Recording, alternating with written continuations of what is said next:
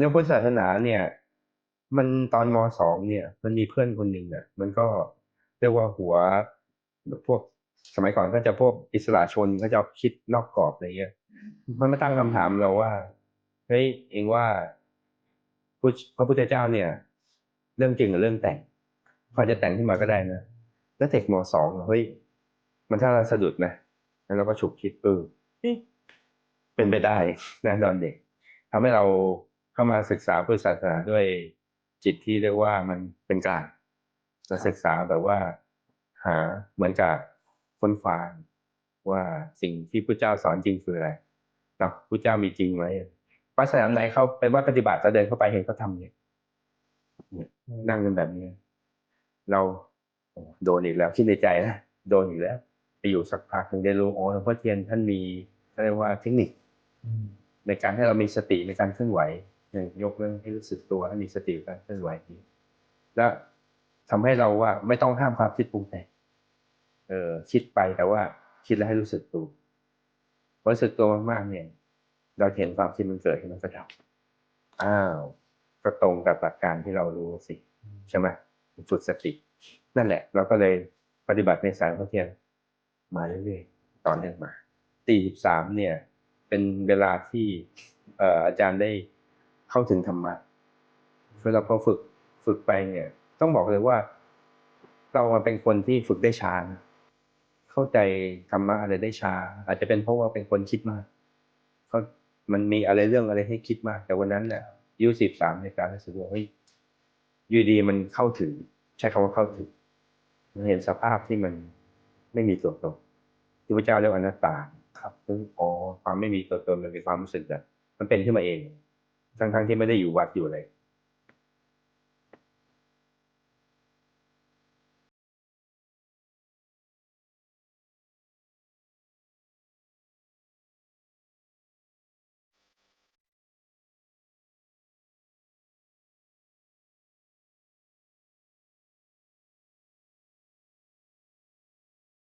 ก่อนที่จะมาเป็นอาจารย์กล้วยเนี่ยอาจารย์เคยทำอะไรมาก่อนชีวิตอาจารย์นี่เรียกว่ามันเยอะมากเลยถ้าเราจริงๆนี่โอ้โหเยอะมากเลยเอาเรื่องของอาชีพดีกว่านะครับอาชีพนี่ก็ส่วนใหญ่จะเป็นเซลล์นักงานขายเป็นผู้จัดการฝ่ายขายหลักๆนะแต่ว่าอาชีพก็เปลี่ยนไปประมาณ15อาชีพได้มั้งเนาะ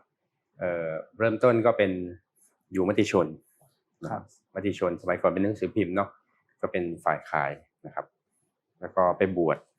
เป็นพระนี่4 พรรษาประมาณ3 ปีกว่าเกือบ4 ปีแล้วก็กลับมาก็มาเป็นเซลล์อีกให้บริษัทใหญ่ๆบริษัทพวกเฟรดฟอร์เดอร์เนาะแล้วก็ระหกระเหินไปทำงานพิมพ์ไปทำสื่องานพิมพ์นะงานพิมพ์นี่ถือว่าทำนานมากเป็น10 กว่าปีนะครับแล้วก็มาทำเกี่ยวกับเรื่องกระดาษมาขายกระดาษเนาะแล้วก็ทุกวันนี้จริงๆมีรีสอร์ทอยู่ที่เขาใหญ่เปิดช่วงโควิดแต่ว่าแป๊บเดียวยังไม่ทันจะเซตอัพมันก็มีโควิดซะก่อนแล้วก็ตอนนี้ก็มาเป็น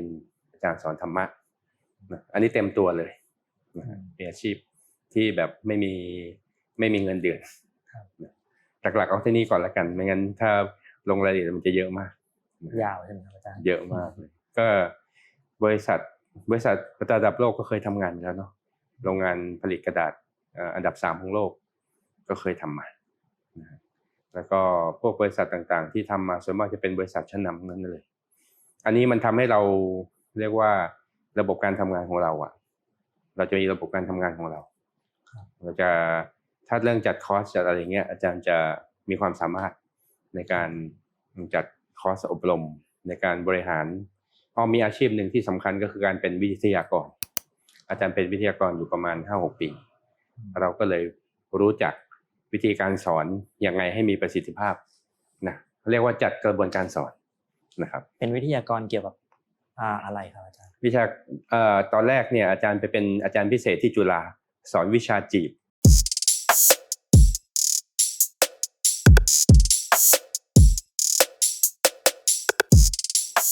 ตอนนี้ก็เป็นกระแสในโลกออนไลน์ที่เห็นใน Facebook ว่าอาจารย์กล้วยจีบอาจารย์จีบนะคือมัน อาจารย์ไปสอนไปเป็นอาจารย์พิเศษที่จุฬาจริงๆตั้งใจจะไปสอนธรรมะเนาะแต่ตอนนี้นิสิตถ้าไปสอนธรรมะนี่ไปสักชั่วโมงแรกก็ได้ความสนใจไม่มากเนาะอาจารย์ตีว่าสัก 60-70% เราก็เลยสอนอะไรดีก็ไปปรึกษากับอาจารย์ที่จุฬาท่านบอกว่าเด็กรุ่นนี้ต้องการ2เรื่องคือทำงานดีกับมีแฟนงั้นก็สอนวิชาจีบสิเพราะว่าเราเคยเป็นเซลล์เราจีบลูกค้าอยู่แล้วใช่ไหมวิชาจีบเรามุ่งหมายจะให้รู้จักการสร้างสัมพันธภาพที่ดี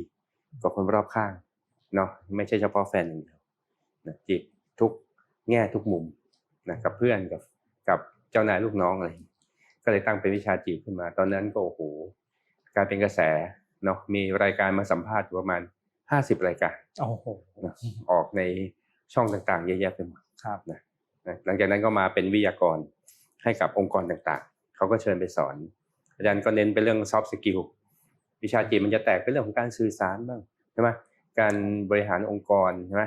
ลักษณะผู้นำอะไรต่างๆเพราะการสร้างความสัมพันธ์เนี่ยมันเป็นหัวใจที่ทำให้คนเนี่ยในองค์กรเนี่ยมันเกิดความรักกันนะก็ไปสอนองค์กรใหญ่ๆหลายองค์กรในประเทศไทยเลยนะครับทำมาเยอะมากทำให้เรารู้จักวิธีการบริหารทีมเนาะมันก็ส่งผลให้ทุกวันนี้อาจารย์ที่จัดคอร์สอบรมทำให้เราสามารถจะบริหารทีมแล้วก็จัดคอร์สจัดอีเวนต์ต่างๆได้ถ้าอยู่วงการเนี่ยจะรู้ว่าจัดอีเวนต์มันวุ่นนะอีเวนต์1อีเวนต์วุ่นนะแล้วคนอบรมของอาจารย์เนี่ยครั้งหนึ่งเนี่ยไม่ต่ำกว่า60บางคอร์สเนี่ยจัดที่ G-Village เนี่ยเคยทำสถิติไว้170คนนะแล้วก็ล่าสุดเนี่ยที่อยุธยาที่กำลังจะไปเนี่ยน่าจะทะลุ200คนการจัดอีเวนต์แต่ละครั้งมันต้องมีใช่ไหมการเรื่องสถานที่เรื่องบุคคลเรื่องกระบวนการสอนอะไรต่างๆแต่ว่าความที่เรามีความชำนาญในการทำงานช่วงเวลา2 ปีกว่าๆที่อาจารย์จัดคอร์สมานะอาจารย์เริ่มตั้งแต่กรกฎาคมสิงหากันยาตุลาคือ2 ปีกับ3 เดือนอาจารย์จัดไปทั้งหมด123คอร์สเยอะไหมเยอะมากครับเยอะมากก็คือปีกว่าได้2 ปี2 ปีกับ3 เดือน2 ปี 3 เดือน123คอร์สเดือนนึงนี่โอ้โหเรียกว่าเดินทางทั่วประเทศเลยเดือนนึงตกประมาณกี่คอร์สที่แรกเฉลี่ย3คอร์ส3คอร์สนี่ก็จัดไว้เยอะแล้วนะเยอะมากเสาร์อาทิตย์นะเสาร์อาทิตย์เว้นแค่เสาร์อาทิตย์เดียวใช่ป่ะใช่ตอนนี้เดือนนึงประมาณ 6-7 คอร์สโอ้โหเพราะไม่ใช่เฉพาะเสาร์อาทิตย์แล้ววันธรรมดาก็ไปเพราะว่ามีคนเขาเชิญตอนนี้มีคนเชิญนั่นแหละเมื่อก่อนเราจัดเองแต่นี้คนเขาเห็นว่าคนมาเรียนแล้วมันได้ผลไงมันเหมือนปากต่อปากแล้วเขาก็ดูตามคลิปตามอะไรเขาก็เชิญเราไปสอนทีนี้ย้อนเล่าสมัยเด็กบ้างดีกว่าก่อนเดี๋ยวก่อนจะมาเข้าพาร์ทที่แบบว่าเป็นอาจารย์สอนก็คือสมัยวัยเด็กเนี่ยอาจารย์มีอุปนิสัยอะไรยังไงบ้างครับวัยเด็กอาจารย์รู้สึกว่าเราเป็นคนที่แบบแปลกๆ1คิดอะไรไม่ค่อยเหมือนคนอื่นแล้วก็ชอบมีประสบการณ์อะไรแปลกๆเนาะอย่างแบบเหมือนอยากเห็นผีอย่างเงี้ยเด็กๆเราก็เห็นไอ้เงาอะไรแบบอะไรอย่างเงี้ยแต่ว่าเด็กๆเราก็ไม่ได้กลัวนะแล้วเราก็ไม่รู้ว่าอะไรด้วยอย่างเงี้ยแล้วก็เห็นอยู่บ้างแล้วก็บางครั้งเนี่ยมันมีอาการแปลกๆก็แบบอุ๊ยนี่เราเกิดมาแล้วเนี่ยมันยกมือขึ้นมาดูเฮ้ยเราเกิดมาแล้วเนี่ยเราเกิดมาเดี๋ยวเราก็ต้องตายสิหมายถึงถามตัวเองใช่มันเกิดอาการวูบขึ้นมาเฉยๆนะครับวูบขึ้นมาแล้วเราก็ดูคนอื่นแล้วคนอื่นเขาก็ต้องตายเหมือนกันนี่อะไรเงี้ยทำไมเขาไม่กลัวเลยทำไมเรากลัวอยู่คนเดียวก็ตั้งคำถามนะแต่กลัวเลยนะรู้สึกกลัวมากกลัวตายมากเป็นอยู่หลายครั้งเหมือนกันจนบางครั้งต้องข่มอารมณ์เลยว่าแบบนี่มันลืมไปเหอะเรื่องนี้ไม่งั้นแบบมันจะอยู่ไม่ได้อ่ะมันกลัวคนอื่นเขาไม่กลัวเราก็ต้องไม่กลัวอย่างเงี้ยนะอาการแปลกๆเลยเป็นอย่างนั้นอยู่นานไหมครับอาจารย์มันเป็นพักอยู่ช่วงประถมมัธยมรู้สึกจะไม่มีแล้วช่วงมัธยมไม่มีนะแล้วทีนี้ชีวิตเราเนี่ยพ่อกับแม่ไปคนละทางแม่พ่อสายวิทย์แม่สายมูคือแม่สายเรียกว่าพุทธแล้วก็มูด้วยแล้วพ่อนี่แบบวิทย์จ๋าเลยแล้วคิดดูเราอยู่ตรงกลางวิทย์เราก็ได้เป็นตรรกะอะไรแล้วก็โอเคเป็นเหตุเป็นผลมูความเชื่อเราก็รู้2 ทางได้ทั้ง2 ทางเนาะนี่เรื่องพุทธศาสนาเนี่ย มันตอนม.2เนี่ยมันมีเพื่อนคนหนึ่งอ่ะมันก็เรียกว่าหัวแบบพวกสมัยก่อนเขาจะพวกอิสระชนเขาจะคิดนอกกรอบอะไรเงี้ยมันมาตั้งคำถามเราว่าเฮ้ยเองว่าพระพุทธเจ้าเนี่ยเรื่องจริงหรือเรื่องแต่ง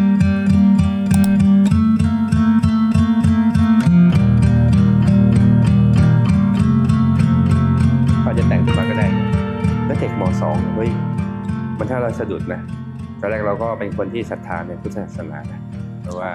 เราอยู่กับแม่นะแล้วแม่นี่สายทางแม่นี่คุณตานี่บ้านอยู่ติดกับสำนักสงฆ์เลยเพราะนั้นเนี่ยก็จะทำบุญตักบาตรเป็นประจำแล้วเราก็ฉุกคิดเป็นไปได้แน่นอนเด็กทำให้เราเข้ามาศึกษาพุทธศาสนาด้วยจิตที่เรียกว่ามันเป็นกลางเราศึกษาแบบว่าหาเหมือนกับค้นคว้าว่าสิ่งที่พระเจ้าสอนจริงคืออะไรเนาะพระเจ้ามีจริงไหมนะครับทีนี้ตอนจริงๆช่วงที่สำคัญเนี่ยตอนประถมเนี่ยนะก็ตาก็พาไปฝึกสมาธิกับวัดท่าซุงหลวงพ่อศรีลิงดำอยู่พักหนึ่งเนาะนี่พอมามัธยมเข้ามหาลัยมันก็รู้สึกจางๆไปไม่ค่อยได้ไปเข้าทางนี้เมื่อไหร่แล้วก็ไปโลดแล่นเกือบจะเข้าวงการบันเทิงอยู่แล้วเนาะไปเซ็นสัญญาออกเทปสมัยนั้นเซ็นสัญญาแล้วนะแต่เผอิญว่ามันก็มีเหตุเป็นนักร้องเหรอครับอาจารย์เป็นนักดนตรีอาจารย์เล่นคีย์บอร์ดก็คือเป็นวงดนตรีใช่เป็นวงนะเมื่อก่อนเขามีวงแล้วก็วงเขาแตกแล้วอาจารย์ก็เข้าไปเสริมเพราะตอนนั้นก็ฝันเฟื่องมากเลยเราชอบนะเป็นสายบันเทิงนะสายบันเทิงสายกีฬาด้วยชอบเล่นกีฬาด้วยแล้วมันก็มีเหตุการณ์พลิกผันตรงที่ว่าแม่เข้ามาชวนบวชจังหวะนั้นมันก็อายุเท่าไหร่ครับ23เรียนจบแล้วก็ไปทำงานอยู่ภาคหนึ่งมันก็เป็นจังหวะที่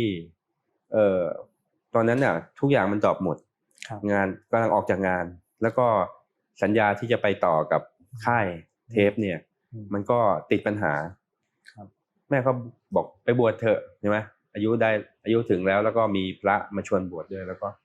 โอเคนั่นแหละคือจุดพลิกผันครับแล้วอาจารย์ก็มาสังเกตว่าชีวิตอาจารย์มักจะพลิกผันตอนลงท้ายด้วยเลข3ตอนอายุ13อันนี้23บวชตอน23เนี่ยเป็นตอนที่ไปเข้าโรงเรียนสวนกุหลาบพลิกผันจากเราไปอยู่โรงเรียนอันดับ1ของประเทศสมัยนั้นเนาะแล้วรู้สึกว่าชีวิตมันเปลี่ยนเยอะนะแล้ว23เนี่ยพอไปบวชก็เราก็เป็นคนเอาจริงนะคืออยากค้นคว้าจริงๆคือนิสัยอาจารย์อย่างหนึ่งถ้าเราไม่เอาเลยแต่ถ้าศึกษาอะไรเราก็เอาจริงเลยเป็นแบบนั้นบวชที่วัดไหนจังหวัดอะไรครับบวชที่วัดสะเกษวัดเขาทองก็คือในกรุงเทพใช่ในกรุงเทพแต่ว่าเราบอกกับแม่ไว้แล้วนะว่าเราต้องบวชศึกษาเอาจริงนะเราจะไม่อยู่กรุงเทพนะพอบวชเสร็จแล้วก็ออกต่างจังหวัดเลยไปอยู่วัดบ้านแล้วจากวัดบ้านเราก็ไปศึกษากับครูบาอาจารย์ที่สอนสมาธิเป็นเตรียมครูบาอาจารย์ไปหาครูบาอาจารย์ไปกราบไปเรียบร้อยแหละนะครับพอชื่อท่านได้ไหมครับว่าชื่อหลวงพี่ตู่ครับผมพระอาจารย์ตู่ตอนนี้ท่านมรณภาพไปแล้วท่านก็สอนสมาธิให้เราเข้าสมาธิได้ตอนนั้นหลังจากนั้นแล้วก็เรียกว่าพยายามไปค้นหาความจริงก็ไปหลายวัดมากแล้วก็พยายามไปที่มันเรียกว่าเคร่งครัดมากขึ้นเรื่อยๆแล้วก็วัดสังฆทานที่นนทบุรีวัดสังฆทานเมื่อสักตอนนี้อาจารย์อายุ57แล้วตอนนั้นนี่23เนี่ย30กว่าปีก่อนวัดสังฆทานเป็นสวนเป็นป่าเลยคือเป็นวัดป่าเนาะน่ากลัวผีมากก็วัดสังฆทานเสร็จแล้วก็ไปเข้าป่าเป็นพระป่าตอนนั้นถ้าเห็นพระป่าเนี่ยลักษณะที่ท่านแบบถือปฏิปทาอยู่ป่าอยู่กรดอะไรอย่างเงี้ยอาจารย์เป็นยังไงก็เรียกว่าพลิกผันเยอะเพราะว่าจริงๆอาจารย์ที่ว่าพ่อสายวิทย์ในพ่อเป็นนายแพทย์เป็นหมอเป็นอาจารย์หมอด้วยแม่ก็เป็นข้าราชการชั้นสูงนะครับในกระทรวงศึกษาเราก็เหมือนกับสังคมเราเป็นไฮโซนะแต่ว่าเราไปอยู่ป่าใช่ไหมชีวิตมันเปลี่ยนเยอะเราก็ได้เรียนรู้อะไรเยอะมากจากเข้าป่าแล้วก็ไปอยู่ตามวัดป่าไปหาครูบาอาจารย์หลายที่บวชครั้งนั้น4 พรรษา3 ปีกว่านะครับนี่ครูบาอาจารย์ที่สำคัญเลยก็คือหลวงพ่อพุทธทาส หลวงพี่ตู่เนี่ยเป็นครูบาอาจารย์ท่านที่1แล้วก็หลวงปู่ในอยู่ที่อุดรก็เป็นครูบาอาจารย์ที่เราไปอยู่ได้นานนะเป็นเป็นปีอันนั้นน่าจะเป็นสายฤทธิ์เพราะหลวงปู่ในเนี่ยสามารถจะนั่งเฉยๆแล้วคุยกับเทวดาได้เลยนั่งคุยกับเทวดาได้เราเองก็เคยโดนผีอำที่นั่นน่ะหนักหน่วงมากเหมือนกับจะฆ่าเราเลยหลวงปู่บอกว่าไม่ใช่ผีมันเทวดาเขามาลองทดสอบอะไรอย่างเงี้ยได้บอกเทวดามาลองโอ้โหมันจะฆ่าเราเลยโยนใส่กองไฟอย่างเงี้ยหักขาอย่างเงี้ยโหดมากสมัยนั้นคือเข้าใจพระป่าเลยนะว่าท่านเนี่ยมีความขันติมีวิริยะมากเวลาเหงาก็โอ้โหคือเราไม่อยู่บ้านน่ะแล้วเราอยู่ป่าอย่างเงี้ยมันไม่มีอะไรเลยและเวลานั่งสมาธิไม่ได้อย่างเงี้ยมันก็ฟุ้งแล้วมันก็เหงาเหงาจนแบบเราสมัยก่อนเขามีคำว่าโฮมซิกไงเราคิดถึงบ้านนะครับรู้เลยว่าคิดถึงบ้านเป็นยังไงก็โตแล้วเฮ้ยโตแล้วยังคิดถึงบ้านอีกอะไรเงี้ยแต่มันเป็นจริงเนาะคือได้เข้าใจเราเข้าใจความรู้สึกของพระของฆราวาสไฮโซอย่างเงี้ยใช่ไหมแล้วก็ไปอยู่กับชาวบ้านก็ไปเห็นชาวบ้านอีกอะไรเงี้ยได้ถึงได้บอกว่าชีวิตของอาจารย์มันแบบมีหลายแง่มุมมากๆเป็นนักดนตรีอย่างเงี้ยใช่ไหมไปจะเข้าวงการบันเทิงอย่างเงี้ยใช่ไหมมันไปคนละทางใช่ไหมใช่ทีนี้ครูบาอาจารย์คนสำคัญคือหลวงพ่อพุทธทาส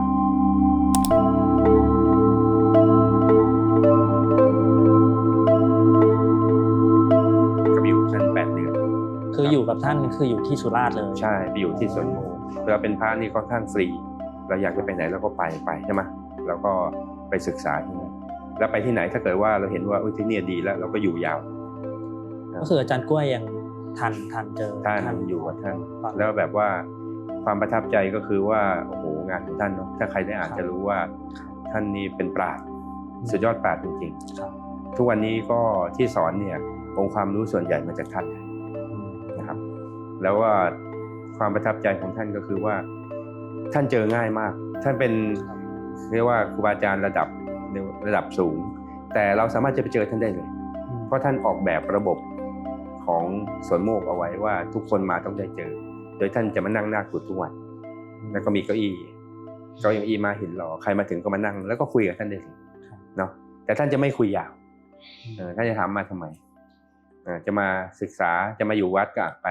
หาเจ้าหน้าที่ท่านก็จะมอบหมายงานจะมาศึกษาเรื่องนี้ท่านไปอ่านเรื่องนี้ไปที่นู่นไปที่นี่เนาะถ้ามาชวนคุยอะไรหลวงพ่อเป็นยังไงบ้างสบายดีกินฉันข้าวอย่างนี้ท่านก็ยังไม่พูดด้วยเลยท่านก็นั่งเฉยๆเนาะและที่ประทับใจหนึ่งเรื่องระบบของท่านเนี่ยแล้วก็อีกอันหนึ่งก็คือปฏิปทาบุคลิกของท่านนี่เรารู้เลยว่าท่านไม่ธรรมดา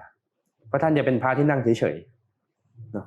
เช้าท่านจะมานั่งอยู่หน้ากุฏิเนี่ยประมาณ3 ชั่วโมงเนี่ยเดี๋ยวท่านก็มานั่งเนี่ยนั่งทานเนี่ยแล้วท่านก็นั่งเฉยๆจริงๆครับบางทีท่านก็มองนู่นมองนี่ดูไก่บ้างนูมาบ้างแปลกไหมนั่งเฉยๆอยู่3 ชั่วโมงเนี่ยแปลกไหมแสดงว่าจิตท่านสงบจริงถูกไหมโดยท่านไม่ได้ทำสมาธิไม่ได้อะไรนะท่านนั่งเนี่ยทุกวันเราก็ไปนั่งดูท่านทุกวันเนี่ยประทับใจได้ศึกษางานจากท่านแล้วก็พอจากท่านเสร็จแล้วก็ไปคือตอนนั้นน่ะต้องบอกเลยว่าพออยู่กับพ่อพุทธทาสเนี่ยเราได้หลักการครบเลยนะไปศึกษาเลยว่าอาจารย์ก็เป็นคนเอาจริงประมาณกี่เดือน8 เดือนใช่ไปศึกษาเอาจริงๆจะอยู่ยาวเลยแหละแต่เพลินเข้าพรรษาที่สวนโมเขาบอกเข้าพรรษาเนี่ยต้องพระทุกคนต้องทำงานจะไปอยู่เฉยๆไม่ได้แต่นี่เราเป็นสายปฏิบัติเราไปนี่เรานั่งสมาธิเดินจงกรมอ่านนี่แล้วพอเราไปทำงานเรากลัวฟุ้งกลัวที่จะแบบมันเสียการศึกษาเราก็เลยไปอยู่ที่อื่นเนาะก็ย้ายไปอยู่วัดที่เป็นแนวเดียวกับท่านซึ่งหลักการที่อาจารย์ได้ศึกษาเท่ากับอยู่สวนโมกเนี่ยเรากล้าพูดได้เลยว่าเราเข้าใจทั้งหมดแหละในหลักการของพุทธศาสนาว่าพระเจ้าสอนอะไรนะและหลักการหลักๆมีอะไรบ้างหลวงพ่อพุทธทาสเนี่ยท่านเอาพระไตรปิฎกมาพูดเป็นภาษาที่เราเข้าใจได้ง่ายนะครับบอกนิดนึงว่าพระไตรปิฎกเนี่ยจริงๆมันกว่าจะมาสังคายนาเพราะว่ามันตั้งแต่ถูกเผาไปเมืองถูกเผาไปกรุงศรีเนาะพระไตรปิฎกก็ถูกเผาไปด้วยแล้วก็ทุกราชการนะพระเจ้าแผ่นดินก็พยายามรวบรวมใหม่ จนกระทั่งสำเร็จตอนรัชกาลที่4นี่เอง2400ปลายๆครับแล้วหลวงพ่อพุทธาเนี่ยก็ไปเป็นคนดึงออกมา แล้วก็พยายามมาพูดเป็นภาษาที่เราเข้าใจง่ายจริงๆเนี่ยพุทธศาสนาเราเอาจริงๆเริ่มต้นไม่ได้เริ่มต้นไกลมากนะ100 กว่าปีนี่เองนะทีนี้พอเราได้หลักการทั้งหมดแต่ว่าเราเป็นสายปฏิบัติเราก็นั่งสมาธิเดินจงกรมเนี่ยมันทำไม่ได้รู้หลักการแต่ทำไม่ได้หลวงพ่อพุทธามีหลักการแต่ยังขาดวิธีการเรารู้แล้วเอาเป็นสั้นๆเลยแล้วอาจารย์ก็จะมีสมุดจดเนาะหน้าสมุดจดเขียนไว้เลยว่าถ้าหยุดความคิดปรุงแต่งได้นั่นแหละคือหนทางเนาะเพราะเรารู้แล้วความคิดปรุงแต่งนั่นแหละเป็นสาเหตุของความทุกข์แต่จะหยุดยังไงนั่งสมาธิก็ไม่สงบฟุ้งตลอดหยุดไม่ได้เดินจงกรมก็ฟุ้งจนกระทั่งมันจับพัดจับผูอาจารย์ได้ไปที่วัดสนามในที่บางกรวยสายหลวงพ่อเทียนครับมันมีเหตุได้ไปเนาะเพราะอาจารย์คืออาจารย์เนี่ยเป็นคนไม่อยากเข้ากรุงเทพเลยกรุงเทพวุ่นเข้ามารู้สึกโอ้โหพระที่ในกรุงเทพวุ่นวายเนาะเราเคยอยู่ป่าแต่ว่าเพลินช่วงนั้นมันตกหลังคาอาจารย์ไปกวาดหลังคาตกมาข้อเท้าแตกใส่เฟือกก็เลยมาพักที่วัดต้องสังกัดก็คือวัดสะเกษแล้วเราก็จะไปไหนดีไปไกลก็ขาแข้งดูจะไม่ไหวก็เอาหาวัดปฏิบัติใกล้ๆก็วัดสนามในก็แล้วกันก็ไปวัดสนามในแล้วเข้าไปก็ก็ทำอะไรกันคือความที่อาจารย์เนี่ยเดินทางไปวัดต่างๆลืมบอกไปว่าอาจารย์ไปเป็น100 วัดเลยนะไปสแกนว่าที่ไหนน่าอยู่อะไรเงี้ยแล้วมันก็เจออะไรแปลกๆเยอะเนาะสายมูก็มีสายอะไรแปลกๆอะไรต่างๆเยอะแยะไปหมดนะนี่วัดเป็นวัดสนามในเขาเป็นวัดปฏิบัติเราเดินเข้าไปเห็นเขาทำเนี่ยนั่งกันแบบนี้เราโดนอีกแล้วคิดในใจนะโดนอีกแล้วมาเจอวัดแปลกๆอีกแล้วแต่ว่าเอาไม่เป็นไรดีกว่ายังอยู่วัดในเมืองก็แล้วกันก็ไปอยู่สักพักถึงได้รู้หลวงพ่อเทียนท่านมีเขาเรียกว่าเทคนิคในการให้เรามีสติในการเคลื่อนไหวยกแล้วให้รู้สึกตัวให้มีสติในการเคลื่อนไหวและทำให้เราว่าไม่ต้องห้ามความคิดปรุงแต่งคิดไปแต่ว่าคิดแล้วให้รู้สึกตัวพอรู้สึกตัวมากๆเนี่ยเราเห็นความคิดมันเกิดแล้วมันก็ดับก็ตรงกับหลักการที่เรารู้สิใช่ไหมฝึกสตินั่นแหละเราก็เลยปฏิบัติในสายหลวงพ่อเทียนมาเรื่อยๆต่อเนื่องมานะหลังจากนั้นก็ศึกมาเป็นฆราวาสแล้วก็ยังปฏิบัติในสายหลวงพ่อเทียนต่อมาต้องบอกก่อนว่าทีแรกมีคนถามว่าทำไมถึงศึกเนาะคือเราไม่ได้ตั้งใจบวชนานทีแรกตั้งใจบวช1 พรรษาเพราะตกงานอยู่แล้วก็แม่บวชก็บวชเต็มที่ไปเลย1 พรรษาก็คือ3 เดือนแต่หลังจาก3 เดือนเนี่ยเรายังไม่ได้คำตอบเราไปหาจนได้คำตอบแล้ว3 ปี 9 เดือนคือ4 พรรษาเราก็ได้ศึกมาเนาะแล้วเราก็ฝึกสายหลวงพ่อเทียนมาเท่ากับที่บวชอายุ23ตอนนี้57นี่30 กว่าปี35 ปีเนาะในการที่เราอยู่ในการปฏิบัติเนาะก็ประสบการณ์ในการปฏิบัติก็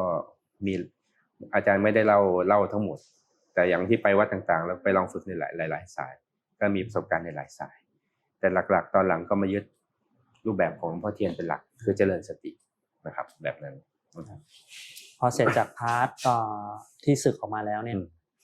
อาจารย์ก็ยังปฏิบัติอยู่เหมือนเดิมปฏิบัติแต่ว่า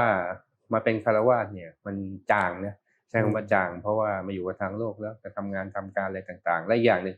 ปัญหาอย่างนึงของการปฏิบัติก็คือว่าถ้าปฏิบัติไปแล้วมันเริ่มไม่ก้าวหน้า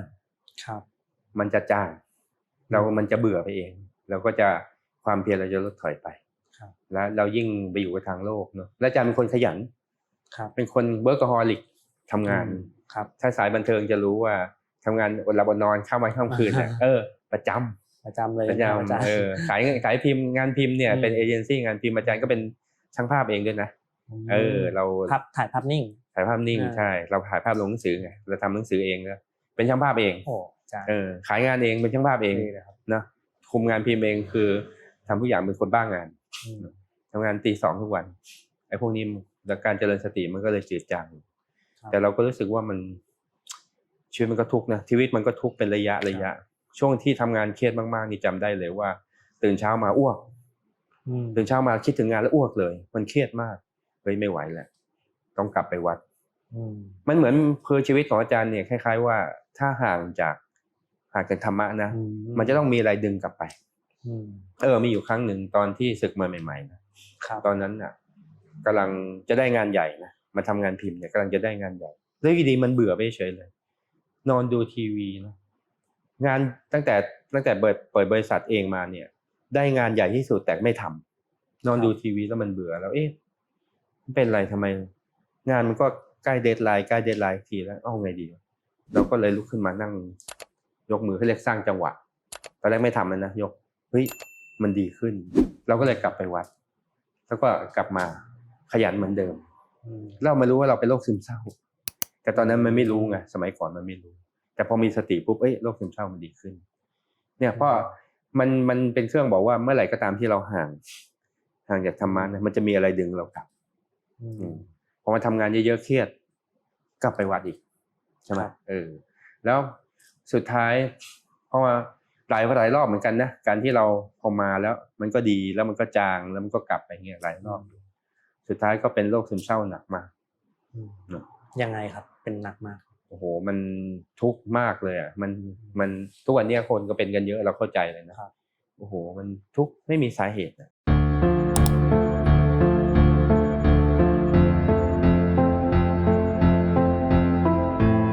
ที่มาเป็นอาจารย์ทุกวันนี้เนาะเพราะว่าเรามีนอกจากความรู้ในเรื่องของการปฏิบัติธรรมแล้วเนี่ยเรามีความรู้เรื่องอื่นอีกเยอะมากเพราะว่าตอนที่อาจารย์อายุ32ตอนปี33อายุ33ลงท้ายด้วย3เห็นไหม13 23อายุ33ก็มีปรากฏการณ์อย่างเราเป็นคนทำได้หลายอย่างได้แต่ว่าสมัยก่อนเรียกเป็นเป็ดคือทำอะไรไม่ดีสักอย่างเล่นกีฬาก็ได้เล่นดนตรีก็ได้ใช่ไหมทำอาร์ตเวิร์กได้ถ่ายรูปก็ได้นู่นนี่แต่มันไม่เก่งทุกอย่างก็เลยเราคิดในใจว่าเราตั้งเป้าใหม่กว่าเราอยากเป็นคนเก่งเอาสักเรื่องก่อนปีละเรื่องปีนั้นเอาเรื่องถ่ายรูปก่อนก็ไปเรียนถ่ายรูปสมัยนั้นก็ยังใช้กล้องฟิล์มใช่ไหมก็ไปเรียนกับอาจารย์ระดับประเทศเลยอะไรเงี้ยใช่ไหมแล้วก็ปีนั้นก็เป็นช่างภาพถ่ายภาพของเราเองลงหนังสือเราเองปีต่อมาแล้วก็ไปเรียนเรื่องเว็บไซต์สมัยนั้นยังไม่รู้เรื่องเลยGoogle คืออะไรนู่นนี่ก็ไปเรียนจนกระทั่งเก่งแต่ละปี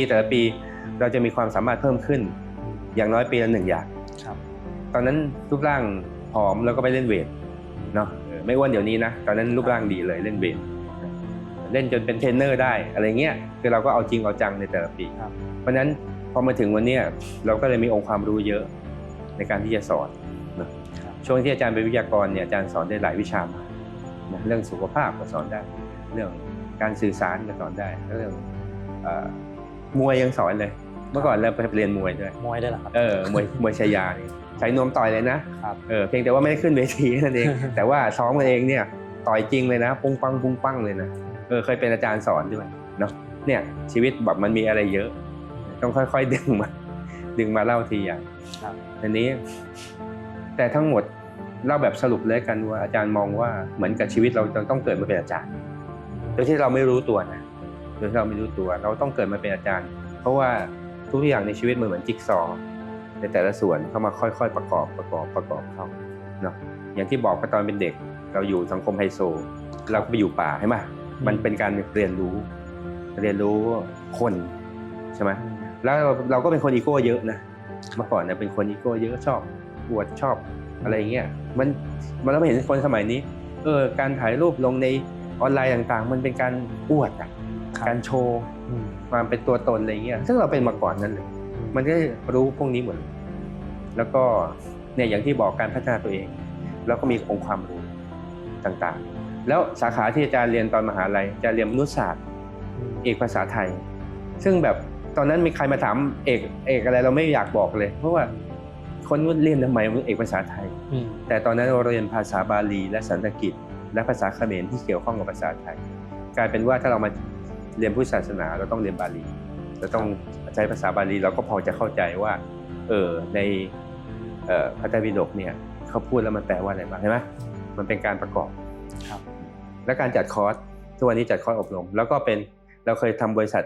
เคยเป็นเจ้าของบริษัทด้วยและเคยทำบริษัทระดับโลกด้วยเราก็รู้วิธีการบริหารจัดการใช่ไหมทุกสิ่งทุกอย่างมันมาประกอบหมดเลย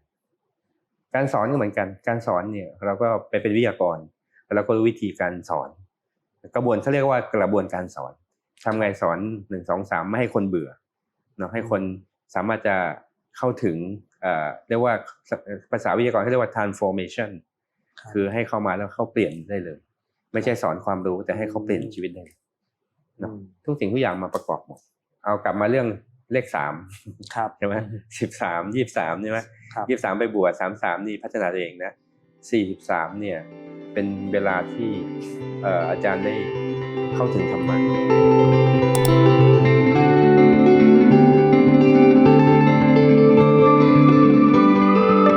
แล้วพอฝึกไปเนี่ยต้องบอกเลยว่าเราเป็นคนที่ฝึกได้ช้านะเข้าใจธรรมะอะไรได้ช้าอาจจะเป็นเพราะว่าเป็นคนคิดมากมันมีอะไรเรื่องอะไรให้คิดมากแต่วันนั้นน่ะอายุ13เนี่ยอาจารย์รู้สึกว่าเฮ้ยอยู่ดีมันเข้าถึงใช้คำว่าเข้าถึงมันเห็นสภาพที่มันไม่มีตัวตนที่พระเจ้าเรียกอนัตตาครับความไม่มีตัวตนมันมีความรู้สึกมันเป็นขึ้นมาเองทั้งที่ไม่ได้อยู่วัดอยู่อะไรอยู่ในห้องทำงานมันว่าขึ้นมานั่นแหละ43เนี่ยเป็นเรียกว่าจุดเปลี่ยนที่สำคัญกว่าตอนอื่นทั้งหมดเราพอเกิดตรงนี้ขึ้นมาเราอยากจะเผยแพร่ธรรมะ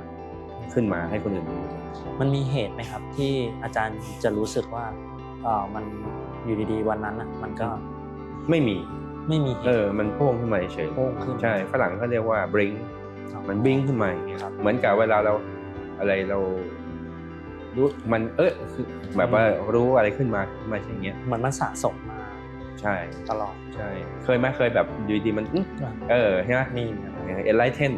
ขึ้นมาเพิ่มขึ้นมาอย่างเงี้ยแต่ครั้งนั้นโหมันแรงมากนะมันเปลี่ยนเราหมดทุกอย่างเราก็เลยเราอยากจะเผยแพร่ตรงนี้ให้คนได้รู้ก็เลยไปตั้งกลุ่ม Facebook ขึ้นมาชื่อกลุ่มหลวงพ่อสมบูรณ์คือตอนนั้นเนี่ยพระอาจารย์ของอาจารย์เองชื่อหลวงพ่อสมบูรณ์เนาะก็ไปช่วยท่านเผยแพร่แต่เราก็เตรียมตัวเพราะว่าเราเข้าใจว่าเรารู้เยอะแต่ว่าเราค่อยๆก้าวเดินเราไม่แบบพิพามาเป็นอาจารย์เลยก็ส่วนมากก็นำธรรมะของหลวงพ่อมาแล้วก็ไปทำคลิปทำอะไรให้หลวงพ่อตั้งกลุ่มนะโดยที่ตอนนั้นเรามุ่งไปถึงคฤหัสถ์14 ปีก่อน14 ปีก่อน15 ปีก่อนก็คือตอนนั้นน่ะคนยังมีความเชื่อว่าต้องไปอยู่วัดต้องไปปฏิบัติธรรมนู่นนี่แต่อาจารย์พยายามจะบอกทุกคนว่าเป็นคฤหัสถ์ก็ปฏิบัติธรรมได้เป็นคฤหัสถ์ก็เข้าถึงธรรมได้เนาะก็เริ่มมาตั้งแต่ตอนนั้นทำ Facebook แล้วก็มีจัดคอร์สอบรมอะไรของเราไปเนาะโดยการที่มีคนเขาอนุเคราะห์สถานที่นู่นนี่ก็จัดเป็นกลุ่มเล็กๆอะไรไปเรื่อยตั้งแต่ตอนนั้นเป็นจุดเริ่มต้นที่เปลี่ยนมาสอนธรรมะเนาะแล้วช่วงแรกที่สอนเนี่ยมีอะไรที่แตกต่างจากณปัจจุบันนี้ครับช่วงแรกๆเป็นช่วงแรกเราสอนในแนวของพ่อเทียนในการให้เรารู้สึกตัวให้มีสติในรู้สึกตัวแล้วก็ยุคนั้นเนี่ยคือให้เรารู้จักทุกข์แล้วก็วิธีวางทุกข์ให้ได้ในชีวิตประจำวันเน้นในชีวิตประจำวันของฆราวาสเนาะก็ให้เขารู้ว่าความทุกข์มันเกิดจากความคิดปรุงแต่งนี่แหละถ้าเรารู้สึกตัวคอยมีสติเรื่อยๆพอความปรุงแต่งมันมาปุ๊บมันคิดปุ๊บเรารู้พอรู้ทันเสร็จแล้วเราก็กลับมารู้สึกตัวมันก็ความคิดมันก็หายไปชีวิตก็ดีขึ้นนะความทุกข์ก็น้อยลงชีวิตก็ดีขึ้นนะความแตกต่างก็คือว่าพอเราสอนไปแล้วเราก็ฝึกฝนตัวเองไปด้วยมันก็เข้มข้นขึ้นเรื่อยๆตอนหลังๆเนี่ยก็สอนลึกขึ้นนะจะมีลึกขึ้นกระชับขึ้นสั้นขึ้นเราก็รู้วิธีที่รัดสั้นขึ้นเรื่อยๆอาจารย์เนี่ยถ้ามองตัวเองเรามองว่าเราเป็นนักวิจัยใช่เราวิจัยว่าทำยังไงเรามีโจทย์ว่าพระพุทธเจ้าสอนยังไงเราไปดูพระเจ้าทำไมพระเจ้าพูดปุ๊บคนบรรลุธรรมเลยใช่ป่ะอันนี้แสดงว่าท่านต้องมีวิธีการสอนที่แบบมันดีมากๆทำยังไงเนาะแล้วก็ไปพยายามศึกษาตอนนี้ต้องยกความดีให้นอกจากหลวงพ่อพุทธาสแล้วก็มีหลวงพ่อสมบูรณ์พระอาจารย์เนี่ยหลวงพ่อสมบูรณ์เนี่ยเป็นคนที่สอนแบบเข้าถึงธรรมไม่ต้องพูดมากยังนั่งอยู่ตอนเนี้ยก๊อฟเนี่ยนั่งอยู่ตอนนี้จิตใจมีอะไรไหมตอนนี้ก็โฟกัสเรื่องการใช่แล้วใจไม่มีโกรธใช่ป่ะไม่มีเลยไม่มีโลภไม่มีหลงสังเกตใจดูใจว่างป่ะว่างจิตว่างใช่ป่ะว่างใช่ไหมนี่จิตว่างหายใจสบาย สบายไหมสบายจิตว่างนี่แหละสภาพที่มันไม่ยึดตัวตนหลวงพ่อสมบูรณ์ชี้แบบนี้เลยครับรัดสั้นง่ายเร็วเราพอรู้ว่าพระเจ้าน่าจะสอนแบบนี้เห็นป่ะพอจิตว่างแล้วเป็นไงรู้สึกอิสระไหมอิสระเห็นป่ะไม่มีทุกข์เลยเห็นป่ะแล้วก็อย่างเงี้ยแล้วก็มีสติให้มีจิตว่างเรื่อยๆซึ่งไปตรงกับหลวงพ่อพุทธทาสบอกว่าจิตว่างสุญญตาซึ่งตอนเนี้ยเมื่อก่อนเนี่ยท่านโดนด่าเยอะมากเลยนะใช้คำว่าโดนด่าเลยเพราะท่านเป็นคนแคปชั่นเองบอกว่านั่งรอคนมาด่าเรื่องจิตว่างท่านหนังสือของท่านน่ะเขียนแคปชั่นไว้เลยอ่ะนี้หลวงพ่อสมบูรณ์มาเป็นคนทำให้เรารู้ว่าอ๋อจิตว่างเป็นอย่างนี้คือจริงๆอาจารย์มันว่าขึ้นมาวันนั้นแล้วมาดูหลวงพ่อสมบูรณ์หลวงพ่อที่ว่างขึ้นมาจากวันนั้นเป็นผลพวงอย่างหนึ่งที่หลวงพ่อสมบูรณ์มาทำแบบเนี้ยเหมือนกันมาสอนเราแบบนี้เนี่ยใจมีอะไรไหมเอาหายใจสบายๆหลวงพ่อพุทธทาสก็บอกว่าคนเราจริงๆอ่ะมันว่างแต่เดิมอยู่แล้วนะแต่ว่าเราไม่รู้เนาะพอเราไปอยู่กับความคิดมันก็เลยไม่ว่าง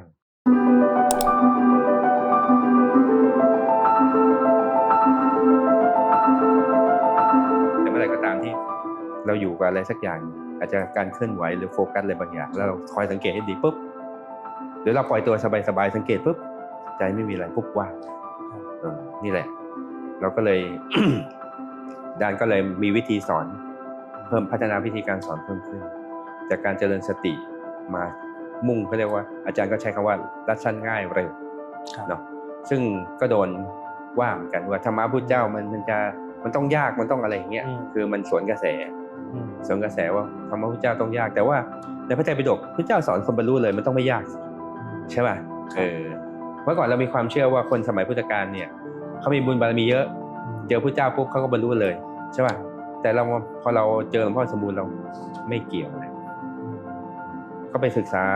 คำของพุทธเจ้าบอกว่าคนถ้ามีคุณสมบัติครบ4ข้อนะเกิดเป็นมนุษย์ได้พบพุทธศาสนาได้ฟังธรรมและได้ปฏิบัติธรรมเนี่ยมีคุณสมบัติพร้อมที่จะบรรลุธรรมแล้วเพราะนั้นไม่เกี่ยวแล้วว่าจะเกิดในยุคไหนใช่ป่ะมันอยู่ที่ว่าเราเจอครูบาอาจารย์ที่สามารถจะสอนรัดสั้นได้หรือเปล่านะนั่นแหละพอเราก็สอนรัดสั้นง่ายปุ๊บพอจิตว่างทีนี้เราก็เลยเน้นเรื่องนี้ให้ทุกคนพยายามเข้าถึงจิตว่างเนาะพยายามปฏิวัติการสอนใหม่เข้ามาแล้วก็จุดที่เปลี่ยนอีกครั้งอายุ53เนี่ยลงท้ายเลข3เห็นป่ะก็คือล่าสุดนะ53เนี่ยแต่53นี่คืออาจารย์ก็ได้ย้ายตัวเองไปอยู่เขาใหญ่ครับแล้วเป็นคนกรุงเทพแล้วย้ายบ้านไปอยู่เขาใหญ่การย้ายบ้านครั้งนี้มันมีจุดเปลี่ยนเพราะว่าเราอยู่กับธรรมชาติแล้วอยู่กับป่าเขาอย่างเงี้ยเราเลยรู้ว่าพลังของบริบทมันสำคัญสิ่งแวดล้อมนี่สำคัญเราอยู่ในที่วุ่นวายอย่างเงี้ยถ้าเรามีสติยังไงเดี๋ยวไอ้นี่มันก็เข้ามานี่เข้ามานี่เข้ามาปรุงเราก็ต้องคอยรู้ทันคอยวางแต่ไปอยู่นั่นมันไม่มีอะไรเพราะอยู่ป่าอยู่เขาทำให้เราพัฒนาไปโดยอัตโนมัติพัฒนาจิตใจโดยอัตโนมัติแล้วเราเลยรู้ว่าทำไมพระเจ้าถึงให้ไปอยู่ป่าตอนเป็นพระนี่ยังวุ่นวายอยู่นะยังรู้สึกว่าอยู่ป่าไกลอยู่ป่าก็สงบดีแต่ก็ไม่ได้สงบมากเพราะว่าข้างในมันวุ่นวายแต่คราวนี้พอเราไม่วุ่นวายไปอยู่ป่าเราเลยรู้ว่าการอยู่ป่ามันดีนี่เนาะก็เลยพัฒนามาแล้วก็พอได้มาทำ TikTok ต้องจริงๆต้องขอบคุณ TikTok ด้วยเพราะ TikTok เนี่ยมันพยายามบีบเราให้รัดสั้นง่ายใช่ไหมรัดสั้นกระเช้าใช่ไหมเมื่อก่อนอาจารย์ทำคลิปลงตอนที่เริ่มสอนแรกๆเนี่ยเราทำคลิปลง YouTube อ่ะเราก็พยายามทำให้มันสั้นเนาะแต่เราพอทำแรกๆมัน10กว่านาที20นาทีและคนอยู่วงการเขาจะบอกเท่าไหร่7นาทีใช่ป่ะทำคลิปไม่ควรจะ7สมัยก่อนใช่ป่ะเราก็พยายามบีบมา7นาทีแล้วพอมาทำ TikTok 4นาที4นาทีก็ยากแล้วตอนนี้2นาทีอีกใช่ไหมก็พยายามบีบมันก็ทำให้เราต้องพยายามคิดว่าภายใน2นาทีเราจะพูดอะไรให้คนเข้าใจได้อย่างรวดเร็วใช่ไหมนั่นแหละมันก็กลายเป็นว่าเราก็สอนรัดสั้นง่ายกว่าเดิมทีแรกเนี่ยมาทำ TikTok เนี่ยเราไม่ได้สอนธรรมะเพราะว่าความที่เราสอนธรรมะมาหลายปีเรารู้ว่าคนสนใจธรรมะน้อยนะธรรมะปฏิบัตินะถ้าธรรมะทั่วๆไปเรื่องไอ้สายมูนู่นนี่อะไรมันก็เยอะอยู่นะทำบุญทำทานรักษาศีลใช่ไหมการห่วงจุ้ยอะไรเงี้ยเรื่องพวกนี้คนสนใจเยอะแต่ถ้าเรื่องปฏิบัติจริงๆฝึกจิตจริงน้อยแล้วก็พูดบ้างใน TikTok แต่ว่าเราก็จะไปเน้นเรื่องขององค์ความรู้ที่เราจะให้เขาเนาะเรื่องการตลาดเราก็สอนนะเรื่อง mindset วิธีคิดการลงทุนสุขภาพอะไรพวกนี้นะก็สอนไปแล้วเราก็ค่อยๆหยอดธรรมะไปเรื่อย มันก็เกิดเหตุการณ์อยู่ดีมันมีคลิปที่เป็นไวรัลขึ้นมาครับเรื่องอะไรครับอาจารย์เราสอนเรื่องมรณานุสติการเตรียมตัวตายนะว่าเราเตรียมตัวตายอะไรบ้างเนาะตอนแรกเราเล่าเรื่องอีกคลิปหนึ่งเล่าเรื่องทวดของอาจารย์เนี่ยพออายุมากบอกทุกคนว่าจะตายนะแล้วอดข้าวกินแต่ผลไม้7 วันครับแล้วก็หลังจากนั้นก็ดื่มน้ำอีก7 วันแล้วก็พอผ่านไป2 อาทิตย์เรียกลูกหลานมาทั้งหมดบอกว่าจะไปแล้วนะลาก่อนใครร้องไห้นี่ใครไล่ออกไปเลยเอาเฉพาะคนใจแข็งท่านก็สั่งเสียเสร็จแล้วท่านก็นั่งสวดมนต์หันหน้าไปทางทิศตะวันออกนั่งพับเพียบไล่หลานมากอดไว้แล้วท่านก็ไปท่านั้นเนี่ยทำคลิปนี้ก็เป็นไวรัลคนมาดูแล้วก็โอ้อย่างเงี้ยตายแบบมีธรรมะเราตั้งใจเลยว่าโอ้ถ้าตายต้องพยายามตายให้ได้เรียกว่าจิตสุดท้ายใช่ไหมครับอาจารย์มีสติจนกระทั่งจิตสุดท้ายนาทีสุดท้ายพอคลิปนี้เป็นไวรัลแล้วเราก็บอกว่าเราเตรียมตัวตายไว้อะไรบ้างเพราะอาจารย์ก็เตรียมตัวตายไว้เรียบร้อยเนาะเรื่องสมบัติอะไรต่างๆที่เรามีแล้วก็เตรียมไว้แล้วว่าจะอะไรยังไงแล้วก็การถ้าเราป่วยเราสั่งไว้แล้วว่าไม่เอานะไปเสียบซ้ายเสียบอะไรเนี่ยก็ปล่อยไปถ้าป่วยก็ปล่อยตายถ้าตายแล้วก็ไม่ต้องทำอะไรมากบริจาคร่างกายเลยถ้าโรงพยาบาลไม่เอาก็เผาเลยไม่ต้องมีพิธีนี่เราก็บอกไปแล้วขั้นตอนแสดงว่าอาจารย์ก็คิดว่าขันธ์ 5นี่ไม่ใช่เราอะไรมันคือเราอะไปถ้าเราส่วนมากเราไปติดอยู่กับเรื่องของประเพณีวัฒนธรรมถูกป่ะว่าเราจะต้องไปมีงานสวดมนต์อะไรจริงๆคนเราตายมันคืออะไรใช่ป่ะมันก็ไม่มีลมหายใจแล้วมันก็ออกจากร่างแล้วใช่ร่างนี้มันคือตายแล้วก็เอาไปทิ้งเอาไปเผาเถอะหรือถ้าเป็นประโยชน์ก็เป็นประโยชน์เถอะอันนี้คิดตามหลักตรรกะเลยใช่ป่ะตรงนี้แต่ว่าเราจะทำกันได้มันถึงว่าเราต้องปล่อยวางที่บอกว่าขันธ์ 5ไม่ใช่เรานั่นเราต้องเห็นสภาพที่วันว่างจากการยึดทั้งปวงอย่างเนี้ยถ้าจิตเราว่างอย่างนี้ตลอดใช่ป่ะเราเวลาเราเกิดเราจะเริ่มเข้าใจแล้วความคิดปรุงแต่งนี่แหละมันตัวยึดให้ไปเป็นเรานู่นเรานี่มันเกิดจากความคิดถ้าจิตเราว่างนะความคิดเกิดรู้แล้วความคิดมันปรุงแต่งนี่อาจารย์ถึงได้ทำเรียกว่าความคิดมันไม่จริงเราจะรู้ว่าความคิดไม่จริงพอความคิดไม่จริงปุ๊บขันธ์ 5มันไม่ใช่เราเนี่ยมันเกิดจากตรงนี้ขันธ์ 5รูปเวทนาสัญญาสังขารวิญญาณเนี่ยมันเกิดจากความคิดนั่นเลยเราคิดว่านี่ของฉันนู่นนี่เนี่ยถ้ามันไม่คิดมันมีมันก็มีอยู่แต่มันเป็นไปตามธรรมชาติตามอายุขัยของมันถูกป่ะนั่นแหละเราก็เลยพอเราวางได้เนี่ยเราก็จะเข้าใจเรื่องของชีวิตเราจะวางระบบเราก็ทำคลิปออกมาบอกแล้วมันก็เป็นเริ่มเป็นไวรัลที่พอไวรัลเสร็จอาจารย์ก็ค่อยๆป้อนเรื่องการปฏิบัติสติปัฏฐาน4นะปฏิบัติยังไงแล้วก็พยายามจะเน้นซึ่งตอนนั้นน่ะบอกเลยว่าทุ่มเทพลังสมองมากเพราะเราได้ต้นแบบมาจากอีกท่านหนึ่งคือหลวงพ่อเทียนที่ท่านนั่งยกมืออย่างเงี้ยท่านเป็นพระองค์แรกที่สอนออนไลน์สอนปฏิบัติออนไลน์ในการที่บอกวิธีการปฏิบัติอย่างเงี้ยแล้วท่านเรียกคนมาบันทึกนะบันทึกเทปของท่านมาทำสมัยนั้นเป็นเทปนะเป็นDV แล้วก็อัดเป็นเทปแล้วก็มาลงเนี่ยเป็นพระองค์แรกเลยทั้งที่ท่านจบป .4 นะเดี๋ยวท่านโอ้โหถือว่านวัตกรรมล้ำหน้ามากเราคิดว่าเราจะทำไงจะสอนออนไลน์ได้แบบหลวงพ่อเทียนคือคนมาดูเราแล้วเขาปฏิบัติเข้าถึงได้เลยโดยที่ไม่ต้องแบบว่าไม่ใช่ว่าจะสอนความรู้ก็ความรู้เนี่ยไปอ่านได้แต่สอนปฏิบัติฟังคลิปปุ๊บแล้วเข้าถึงทำโอ้แล้วก็ค่อยๆคิดแล้วก็หาวิธีทำบางคลิปเนี่ยถึงขั้นบ่นเลยนะว่าจะไม่พูดภาษาบาลีได้ไงคือปัญหาคือภาษาบาลีถูกป่ะพูดแล้วคนไม่เข้าใจครับแต่เราก็ลบคลิปนั้นไปผมไม่ลงดีกว่าหาวิธีดีกว่าว่าทำไงที่จะพูดให้คนเข้าใจได้เลยโดยไม่ต้องผ่านสับแสงที่ยุ่งยากอาจารย์ก็พัฒนามาเรื่อยๆจนกระทั่งก็มีคลิปที่สอนปฏิบัติออกมาเรื่อยๆเราก็ค้นพบเรื่อยๆว่าอย่างเช่นเอานั่งให้สบายใจสบายๆตอนนี้จิตเป็นไงใช่ป่ะเราก็พูดในคลิปเลยว่าตอนนี้จิตเป็นไงมีโลภกดลงไหมถ้าจิตว่างเราคอยขยับเคลื่อนตัวให้จิตมันว่างเนี่ยให้มันเป็นอย่างนี้ไว้ตลอดนี่เราก็ทำคลิปสอนคนก็มาดูขึ้นเรื่อยๆเนาะแล้วก็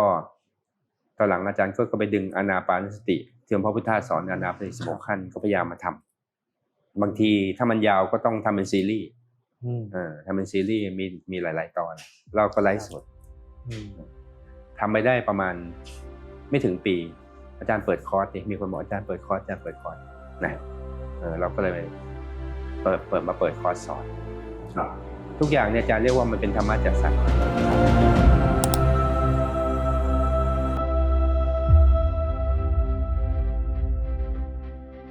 เป็นคำนี้ป่ะใช่มันเป็นไปตามเหตุตามปัจจัยมันเป็นไปเองตั้งแต่ครั้งแรกเลยที่มันวาบขึ้นมาแล้วมันก็เปลี่ยนชีวิตเราให้เรามาสอนทั้งที่เราก็ไม่เคยคิดว่าเราจะมาเป็นอาจารย์สอนมาผมมาสอนเสร็จทีนี้TikTok นี่เหมือนกันก็ไม่ได้คิดจะทำตอนแรกอาจารย์ทำคลิปให้ความรู้ต่างอาจารย์ลง Facebook บ้างลงใน LINE ลงอะไรต่างๆแล้วเพื่อนก็บอกให้ทำ TikTok สิมาถึงบ้านเลยนะเอามาท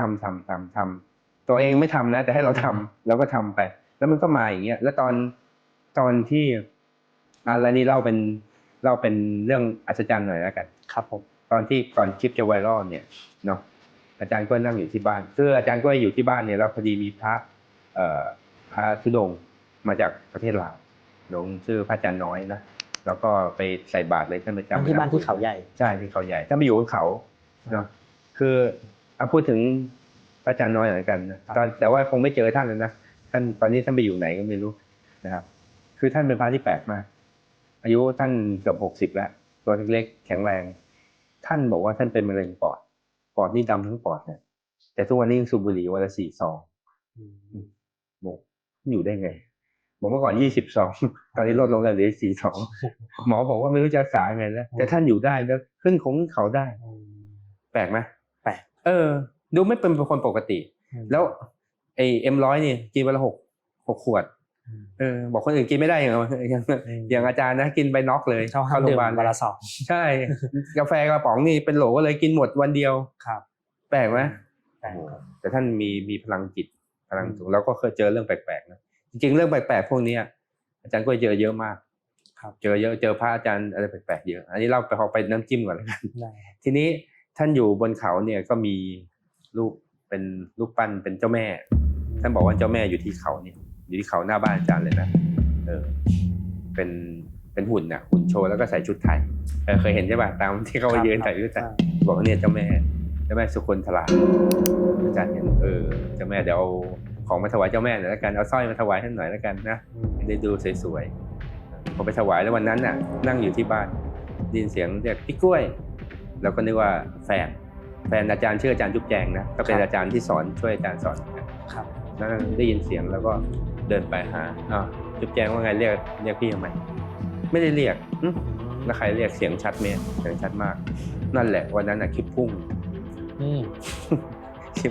วันนั้นเลยใช่ไหมครับใช่วันรุ่งขึ้นคลิปพุ่งเลยปุ๊บเลย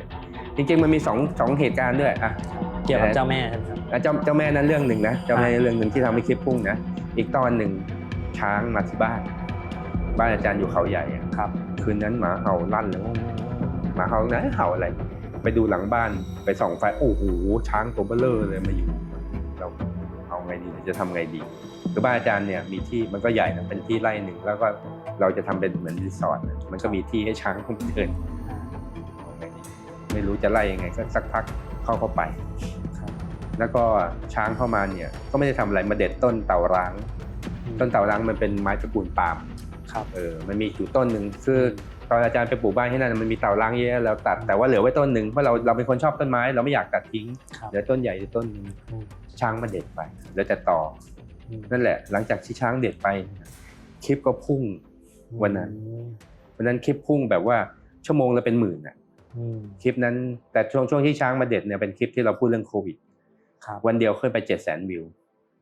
จากที่ช้างช้างมาปรับฮวงจุ้ยให้ไอ้ตัวนี้ฮวงจุ้ยไม่ดีใช่ไหม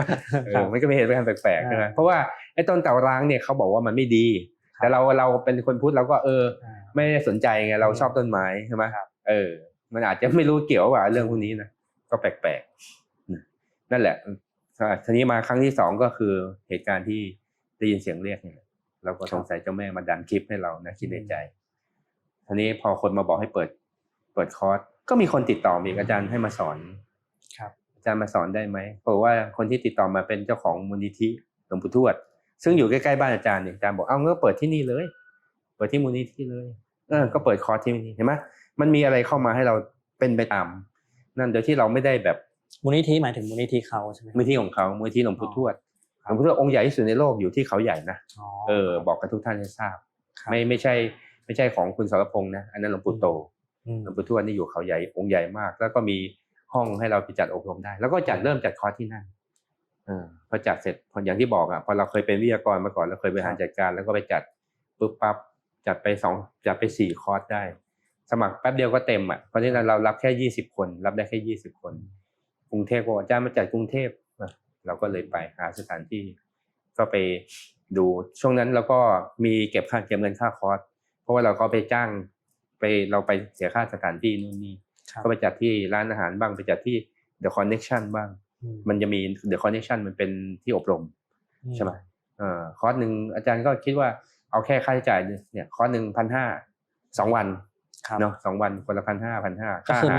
มีที่พักด้วยที่พักเราก็เอานั่นแหละค่าใช้จ่ายให้หมดแล้วก็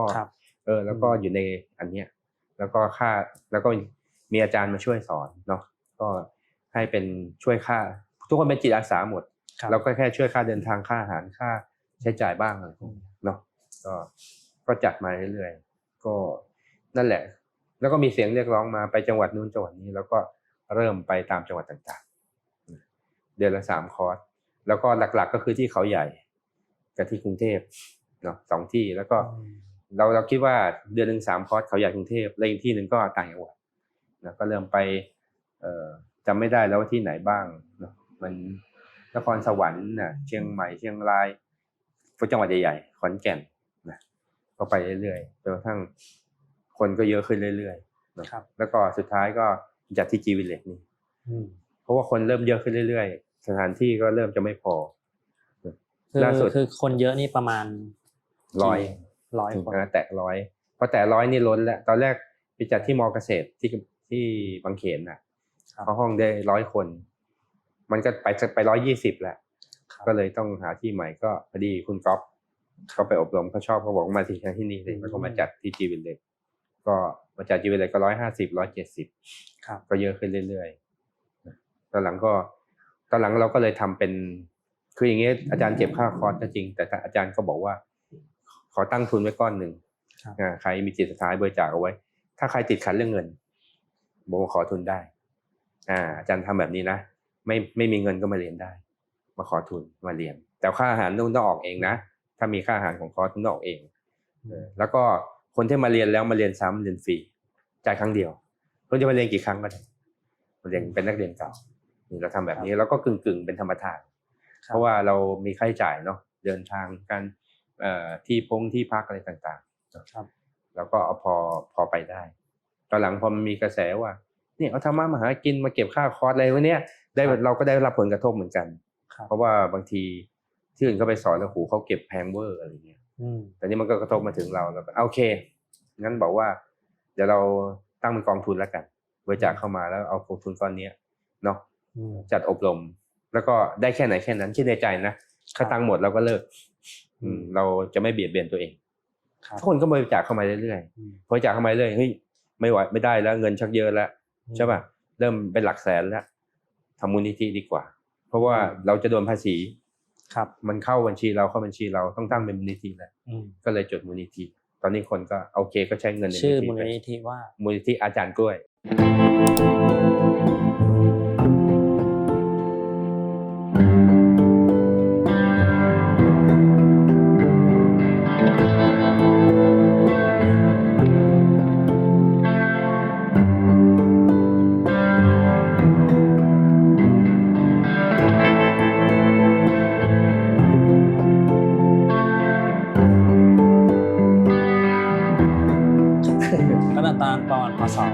เนี่ยเพิ่งจดมาไม่นานนี่เองเพิ่งจดมาไม่นานเองเพราะว่ามูลนิธิมันก็ต้องเดินเรื่องนู่นนี่อะไรก็ใช้เวลาอยู่ครับแล้วอย่างนึงเราไปสอนเยอะมากมันเวลามันยุ่งทำไปสอนไปทำไปสอนไปหลังๆนี่ก็เรื่องสถานที่เราก็โอเคไม่ต้องไปใช้จ่ายละเพราะว่าแต่คนเขาก็อนุเคราะห์สถานที่ให้เป็นบางที่เท่านั้นที่เราไปแล้วเราต้องไปเรื่องค่าอาหารแล้วก็ใช้เงินมูลนิธิไปค่าอาหารอย่างที่วัดบางวัดก็วัดท่านก็ไม่ได้มีทุนทรัพย์เยอะท่านก็อนุเคราะห์สถานที่แล้วก็เรื่องค่าอาหารแล้วก็ถวายที่วัดให้ท่านอะไรเงี้ยก็ทำก็มาทีนี้มันก็พีคเป็นช่วงๆพอคนเริ่มเยอะเพราะว่า ที่พีคเพราะว่าเราสอนคอร์สอาจารย์นี่สั้นมากอาจารย์เชื่อว่าถ้าคอร์สปฏิบัติธรรมนะของอาจารย์นี่ถือว่าน่าจะสั้นที่สุดแล้วเพราะว่าเราสอน2 วันบางคอร์สวันเดียวนะแล้วได้ผลเลยแล้วไม่ใช่แบบค้างคืนเลยนะไปเช้าเย็นกลับแล้วเราวัดผลได้เลยเมื่อก่อนจะมีแบบสอบถามให้วัดผลเราวัดผลมาตั้งแต่คนได้ประมาณ 80-90% ว่าเขาได้ตามเป้าประสงค์ที่เราต้องการเนาะเนี่ยเข้าถึงจิตที่ว่างได้มีสติในชีวิตประจำวันแล้วเราติดตามผลเนี่ยนะเราทำกลุ่มไลน์ให้เข้าพอเข้าเสร็จเขาก็ส่งกันบ้านเขาเรียกภาษาเรียกส่งกันบ้านติดขัดอะไรก็มาถามแล้วก็บางทีก็โทรไปเคลียร์นะอาจารย์จุ๊บแจงเราทำลงไปงานระบบทีมอาจารย์จุ๊บแจงแฟนของอาจารย์เขาก็บางทีก็โทรไปเคลียร์เนาะเราจะเคลียร์ส่วนมากเคลียร์เรื่องสภาวะนะไม่ได้พูดเรื่องความรู้แต่ว่าจิตเป็นอย่างนี้จิตวางจิตอย่างนี้วางจิตอย่างนี้แล้วตอนนี้พอนานเข้าทีมก็มีจิตอาสาก็คนที่มาเรียนนี่แหละน้องๆที่มาเรียนเขาก็อยากจะมาช่วยก็มีจิตอาสาเพิ่มขึ้นเรื่อยๆและจิตอาสาบางคนเขาก็มาเหมือนธรรมะจัดสรรนี่เขามาเก่งเลยมาสอนได้ใช่ไหมตอนนี้ก็เลยอาจารย์ต่างๆก็เลยเพิ่มขึ้นแต่ตอนแรกมีอาจารย์คนเดียวแล้วก็อาจารย์จุ๊บแจงเป็นผู้ช่วยนี่อาจารย์จุ๊บแจงก็มาเป็นอาจารย์เต็มตัวแล้วก็มีอาจารย์เมตติเป็นเพื่อนกันตั้งแต่ปฏิบัติธรรมด้วยกันเห็นในไลฟ์สดอยู่อาจารย์เมตติอาจารย์เมตตินี่โหถือว่าใจมากเลยนะมาจากระนอง700 กว่าโลมาช่วยเนาะมาแต่อาจารย์เมตติเขาทำธุรกิจส่วนตัวอยู่เขาเป็นเจ้าของโรงงานน้ำดื่มเขาก็พอมีทุนทรัพย์แต่ว่าเราก็ช่วยเรื่องค่าใช้จ่ายนู่นนี่ให้เขานะครับแล้วก็ตอนนี้ก็มีอาจารย์มีนานี่ก็อยู่สายบันเทิงเหมือนกันมีนาอาสยามก็มาเป็นอาจารย์ช่วยสอนว่าอาจารย์มีนาก็เก่งแล้วก็มีครูพี่โมวัยรุ่นอายุ26เองแต่เก่งนะเก่งครูพี่โมในผู้หญิงที่เคยเป็นนางแบบด้วยแล้วก็มาช่วยสอนนี่ตอนนี้มีหลักๆ5 ท่านมาเป็นอาจารย์สอนอย่างที่ไปอยุธยานี่ก็น่าจะไปครบใช่ไหมครับอยุธยานี่อาจารย์เมตติไม่ได้ไปอาจารย์เมตติไม่ได้ไปที่เหลือไปหมดแล้วก็มีทีมผู้ช่วยเนาะเขาก็มาช่วยกันมันเหมือนมันเป็นธรรมะจัดสรรจริงนะอาจารย์ไม่ได้ตั้งใจจะให้มันเป็นอย่างนี้เลยแต่มันเป็นไปเองเนาะแล้วล่าสุดเนี่ยเมื่อตอนพฤษภานี่ยังสดๆร้อนๆคือจริงวิธีอาจารย์สอนวิธีของเรามันรัดสั้นง่ายแล้วนะรัดสั้นง่ายเร็วแล้วแต่ว่าพฤษภาเนี่ยอาจารย์ไปคือปกติเราฝึกสมาธิของเราอยู่แล้วของโดยตัวเราเนี่ยคือเรื่องสมาธิเนี่ยก็เป็นธรรมะจัดสรรอีกเพราะว่าปกติเราฝึกสติมันก็พอแล้วไม่จำเป็นจะต้องแบบนั่งทำฌานอะไรพวกนี้หรอกสำหรับอาจารย์นะแล้วก็แค่นี้มันก็เข้าถึงธรรมได้อย่างได้แล้วอาจารย์กล้าพูดเลยว่าแค่เนี้ยมันลดละกิเลสลดละตัวตนได้มากมายมหาศาลแล้วแต่ว่าวันนั้นทำสมาธิอยู่เราเกิดไปรู้ว่าการเข้าฌานมันไม่ยากนี่หว่าเราก็เลยมาสอนฌานก่อนที่จะสอนเราทดลองกับตัวเองก่อนทดลองกับตัวเองกับทดลองกับอาจารย์แล้วก็ทีมงานก่อนลองทำได้เข้าฌานได้เราก็ทดลองกับตัวเองหยุด3 วันไม่ยุ่งกับใครสอนทำปรากฏว่าโอ้โหอาการป่วยของเรามันดีขึ้นตรงนี้คือ เล่าให้ฟังเลยแล้วกันว่าก่อนหน้านี้2 ปีอาจารย์ก็ไปตรวจแล้วหมอบอกจะเป็นมะเร็งปอดเป็นพังผืดนะแล้วเราก็มีอาการเจ็บหน้าอกเวลาเดินเนี่ยเดินได้ไม่ไกลมันปวดข้างในจี๊ดลามมาถึงแขนเลย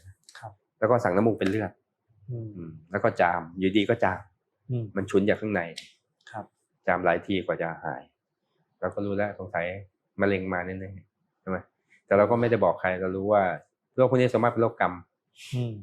อีกมุมหนึ่งที่อาจารย์ไม่ได้เล่าคืออาจารย์เนี่ยมีเจ็บป่วยนู่นนี่อะไรเยอะแล้วก็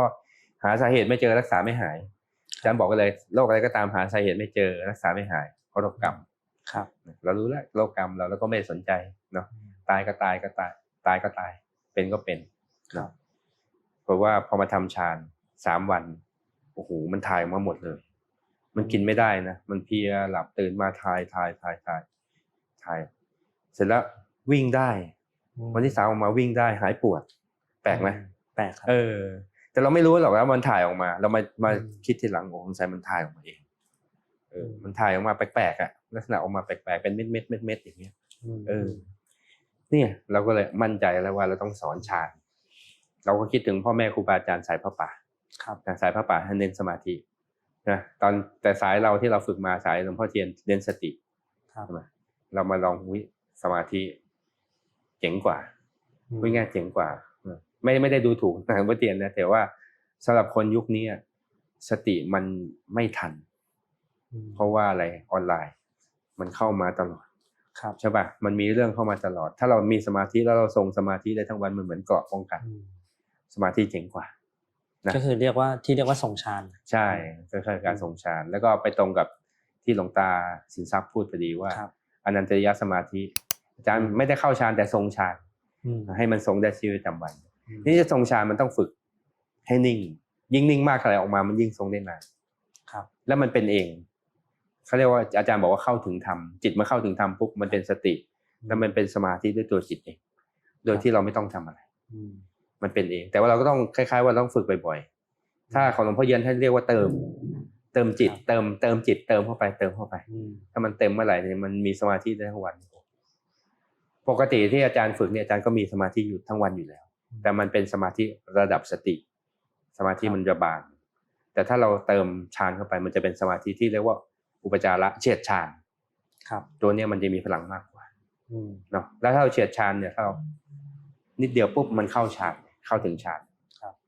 อย่างรวดเร็วซึ่งพวกนี้อาจารย์ก็เคยทำคลิปออกมาวันทูฌานอาจารย์บอกวันทูฌานนะแล้วก็โดนทัวร์ลงมันจะได้ง่ายขนาดนั้นเหรออะไรเงี้ยคือถ้ามันทรงอารมณ์ได้ทั้งวันอย่างเงี้ยมันนิดเดียวเนาะไม่ต้อง3 วินาทีก็ได้ปุ๊บมันก็เข้าถึงได้เลยอัตโนมัติได้เลยใช่นี่เราก็เลยมาสอนโอ้โหนี่คนทำได้กันเยอะทำได้พอเริ่มทำได้เสร็จอาจารย์ก็เลยเนี่ยคิดอีกแล้วว่าจะทำไงทำคลิปให้คนแบบดูคลิปแล้วทำได้ใช่ไหมความคิดก็เลยทำคลิปออกมาเข้าฌาน4ภายใน7 นาที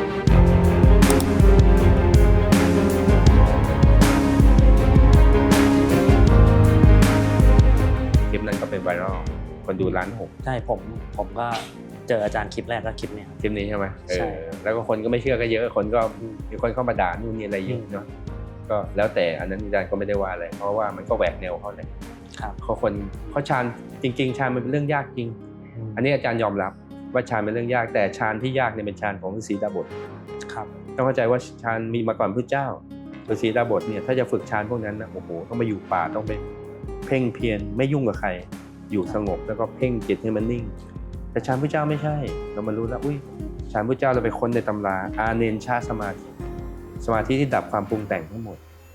ก็เราก็ดับโดยการปล่อยวางพอปล่อยวางอย่างเนี้ยอย่างจิตว่างอย่างนี้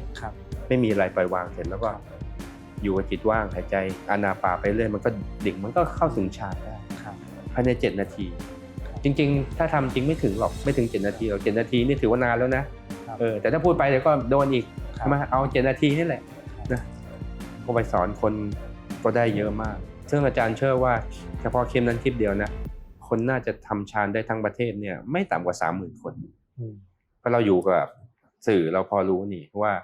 ถ้าคนมากดหัวใจเงี้ยแสดงว่าคนต้องได้นะแล้วนั้นตอนนี้คนกดหัวใจประมาณ 80,000 แล้วเฉพาะ TikTok นะครับยังไม่นับ Facebook Facebook ยอดดูก็ 30,000 แล้วก็ใน YouTube อีกโดน YouTube ก็คนกดก็ประมาณ 30,000 ครับชื่อว่าคนทำฌานได้ทั่วประเทศ 30,000 ซึ่งมันเป็นจะมองว่ามันเป็นมิติใหม่นะครับเพราะการที่จิตมันถึงฌานเนี่ยมันนอกจากจะเรื่องของส่วนตัวของเขาแล้วนะคือจิตเขาปล่อยวางและสุขภาพเขาจะดีขึ้นแล้วพลังงานอะไรต่างๆมันเป็นเรื่องของพลังงานมันจะทำให้ส่วนรวมของเราเนี่ยมันดีขึ้นด้วยจะมองนี้แล้วฌานโลกีกับฌานโลกุตระธรรมเนี่ยความต่างมันต่างกันที่มันมีตัวตนกับไม่มีโลกียะมันพอเพ่งเงี้ยเนี่ยเอาก๊อฟลองเพ่งจมูกนี่หายใจเข้าจอพอเราเพ่งจมูกเนี้ยครับมันมีความฉันกำลังเพ่งอยู่ใช่ไหมมันมีตัวฉันถูกป่ะใช่แต่ถ้าหายใจสบายปล่อยวางรู้สึกไม่มีอะไรโล่งๆถูกป่ะเนี่ยไม่มีตัวตนมีตัวตนก็ไม่มีตัวตนตรงกันข้ามซึ่งอันเนี้ยสิ่งเนี้ยพุทธเจ้าค้นพบครับถ้ามีคือคนสมัยก่อนพุทธกาลเขาคิดว่าต้องเข้าถึงตัวตนครับเข้าถึงตัวตนที่เรียกว่าปรมาตมันมันถึงจะกลายเป็นพระเจ้าครับพระเจ้านี่ต้องมีตัวตนแต่พระเจ้าบอกธรรมชาติมันไม่มีธรรมชาติไม่มีตัวตนอยู่แล้วพอเข้าถึงตัวตนพอปล่อยวางหมดนิพพานนี้ให้เลยนิพพานต้องระวังตัวตนมันสวนทาง สวนกระแสก็เหมือนกับที่พระพุทธเจ้าไปเรียนกับดาบทที่เข้าฌานถึงฌาน8อะไรเงี้ยแล้วยังรู้สึกว่าไม่ใช่นั่นแหละ2ดาบทนั่นแหละท่านไปเรียน2ดาบทนั่นถือว่าเป็นสุดยอดเลยนะสุดยอดในยุคนั้นของยุคนั้นใช่เพราะว่าคนระดับพระเจ้าเนาะระดับเจ้าชายสิทธัตถะเนี่ยท่านเรียนสุดยอดมาตั้งแต่ไหนแต่ไรนะท่านดูประวัติเนี่ยแต่ก่อนท่านก็เรียนตักกศิลานะตักกศิลานี่ก็เบอร์1เรียกว่าฮาร์วาร์ดสมัยนั้นน่ะนะแล้วพอมาเรียนก็สุดยอดอาจารย์แล้วไปทำทุกกิริยาก็ไปสุดยอดอีกนะจริงๆ6ปีนี่ไม่ใช่จะอดข้าวอย่างเดียวนะทำหลายอย่างมากสุดยอดแบบโหดสุดน่ะแต่ก็ยังไม่พ้นทุกข์ไม่พ้นแล้วคืนวันตรัสรู้ท่านก็ทำมาหมดทุกอย่างแล้วอ่ะที่สุดยอดหมดแล้วแล้วท่านเก่งความเก่งของท่านเนี่ยไม่มีใครสามารถทำได้อย่างท่านแล้วยังไม่พ้นเลยถ้าคนเก่งกว่าท่านก็คือตายไปแล้วเพราะว่าอดข้าวตายไปแล้วใช่ไหมท่านก็นึกถึงตอนที่ท่านอายุ7 ขวบ 7 พรรษาแล้วท่านนั่งเล่นอยู่แล้วนางสนมไปเที่ยวงานไปเหมือนงานวัดอย่างเงี้ยไปงานกันหมดแล้วท่านนั่งแล้วมันเป็นสมาธิท่านก็เลยลองตรงนั้นไปนั่งแบบเด็กๆคิดดูนั่งแบบเด็กๆนั่งแบบไหนไม่ต้องไม่คิดอะไรปล่อยวางทั้งหมดถูกป่ะแล้วท่านก็ตรัสรู้นี่แหละคือเคล็ดลับแล้วท่านก็มาสอนในอานาปานสติสูตรทั้ง16ขั้นนะมีประโยคนึงที่สำคัญมากคำว่าปริมุขังสติงอุปัฏฐเปตวาก่อนหน้านี้บอกอุชุกายังตั้งกายตรงใช่ป่ะแล้วก็ปริมุขังสติงอุปัฏฐเปตวาอุปัฏฐเปตวาแปลว่าดูแลอุปถากแล้วก็สติงแปลว่าสติปริมุขังแปลว่ารอบๆปริมณฑลนะปริมุขังรอบๆก็ทำสติให้มันรอบๆก็คือปล่อยวางนั่นเองภาษาไทยก็คือคำว่าปล่อยวางซึ่งประโยคนี้หลวงพ่อพุทธทาสเป็นคนแปลได้ถูกต้องอาจารย์จำมาเลยโอ้ปริมุขังสติงคือทำแบบนี้แล้วพอเราหายใจปล่อยวางพอปริมุขังสติงเสร็จหายใจเข้าหายใจออกแล้วมีสติเห็นป่ะเนี่ยมันก็คือการปล่อยวางแล้วก็ไล่ไปเลยขั้นที่1ขั้นที่2หายใจยาวหายใจสั้นหายใจรู้เองตามธรรมชาติปล่อยวางไปเรื่อยมันก็เข้าอานาปานสติสูตรทั้ง16ขั้นอาจารย์ก็เอาหลักสูตรนี้มาย่อให้เป็นภาษาคนที่เข้าใจง่ายคือกายสบายจิตสงบทีนี้คำว่าปฏิบัติธรรมเนี่ยต้องปฏิบัติเพื่อมุ่งพ้นจากวัฏสงสารอาจารย์เน้นๆนะคนปฏิบัติธรรมทั่วไปบางครั้งก็ไม่ได้มุ่งเน้นจากพ้นจากวัฏสงสารมีโปรเจกต์หมด3โปรเจกต์นะอันแรกก็คือเรื่องของเรือนจำก็พอดีมีน้องคนหนึ่งเขามาชวนไปสอนในเรือนจำต้องบอกเลยว่าเป็นปณิธานอยู่แล้วว่าอยากไปสอนผู้ต้องขังนี่นะเผลอๆเขาจะบรรลุธรรมได้ง่ายกว่าคนข้างนอกเพราะอะไรเพราะเขาทุกข์ใช่ป่ะกิเลสบางบรรลุช้ากิเลสหนาบรรลุก่อนบิ๊กโปรเจกต์ที่2ก็คือมีคนบริจาคที่อาจารย์31 ไร่อยู่ตรงใกล้ๆเขาใหญ่ห่างจากบ้านอาจารย์สักชั่วโมงเดียวโอ้บรรยากาศดีมากเป็นภูเขาสวยแล้วก็ตั้งใจทำทานปฏิบัติธรรมแล้วบิ๊กโปรเจกต์ที่3เนาะอันนี้ไม่รู้บิ๊กเปล่าอาจารย์ตั้งใจจะบวชให้กับร.9นะครับคิดถึงท่านนานๆแล้ว